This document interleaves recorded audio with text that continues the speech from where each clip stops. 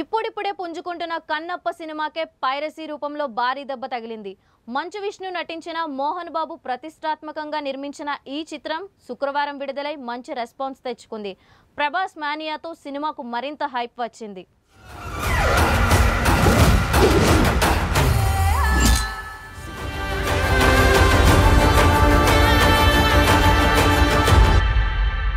Rudra